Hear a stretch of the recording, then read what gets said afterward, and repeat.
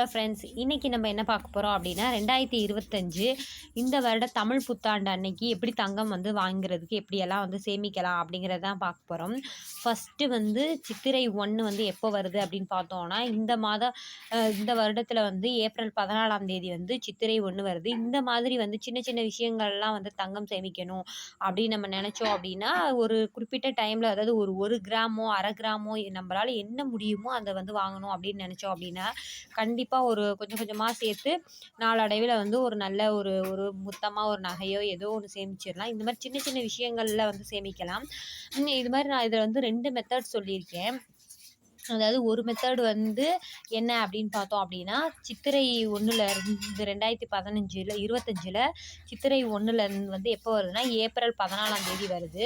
So அதுக்காக மொத்தமாக இன்னையிலேருந்து நம்ம கணக்கு பண்ணோம் அப்படின்னா ஒன்றுலேருந்து கணக்கு பண்ணோம். தை, மாசி, பங்குனி மொத்தம் ஒவ்வொரு மாதத்திலே 30 நாட்கள் வந்து இருக்குது. டோட்டலாக நமக்கு வந்து பார்த்தோம் அப்படின்னா 90 நாட்கள் வந்து நமக்கு கையில் இருக்குது. இந்த 90 நாட்களில் அதாவது 90 நாள் அப்படிங்கிறது மொத்தமாக 3 மாதம். 3 மாதத்தில் எப்படியெல்லாம் வந்து நம்ம வந்து கோல்டு வாங்குறதுக்கு எந்த மாதிரிலாம் வந்து பணம் வந்து சேமிக்கலாம் அப்படின்றது தான். இன்றைக்கி வந்து பார்த்தோம் அப்படின்னா டுடே கோல்டு ரேட் அப்படின்னு பார்த்தோன்னா 7330 ரூபா இருக்குது. ஒரு கிராமோட ரேட்டு இன்றைக்கி வந்து இந்த மாதிரி இருக்குது. நம்ம அந்த 3 மாதத்தில் வந்து ஏறவும் செய்யலாம், இறங்கவும் செய்யலாம். நம்மளால் வந்து கணிக்க முடியாது. ஸோ ஒரு அப்ராக்சிமேட்டாக ஒரு 8000 ரூபா அப்படின்னு சொல்லிட்டு நம்ம வச்சுக்கலாம். 3 மாதத்தில் சேர்த்து ஒரு 8000 ரூபா அட்லீஸ்ட் வந்து ஒரு கிராம் வாங்குறதுக்கான சேலஞ்ச் தான். இந்த 1 கிராம் வந்து வாங்குற மாதிரி நம்ம பிளான் பண்ணிக்கலாம். இப்போ 8000 ரூபாயில் 90 நாள் இருக்குது. அப்போ 90ஆல் நம்ம டிவைட் பண்ணோம் அப்படின்னா ஒரு நாளைக்கு பார்த்தோம்னா 88 ரூபா 80 பைசா அந்த மாதிரி வருது. ரவுண்ட் ஆஃப் பண்ணோம் அப்படின்னா ஒரு நாளைக்கு 89 ரூபா நம்ம எடுத்து வைக்கிற மாதிரி இருக்குது. ஸோ டெய்லி நம்ம வந்து 89 ரூபா எடுத்து வச்சோம் அப்படின்னா 3 மாதத்தில் இப்போ ஒரு கிராம் வாங்குறதுக்கான பணம் வந்து சேமிச்சிருவோம். கண்டிப்பாக வந்து சித்திரை 1 அன்னைக்கு கண்டிப்பாக வந்து வாங்கிடலாம்.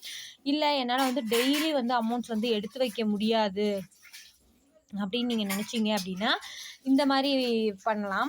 அதாவது ஒரு சிலருக்கு வந்து டெய்லி சேலரி இருக்கிறவங்க எடுத்து வச்சுருவாங்க. டெய்லி ஒரு 100 ருபீஸ் 89 அப்படி எடுத்து வச்சுருவோம்.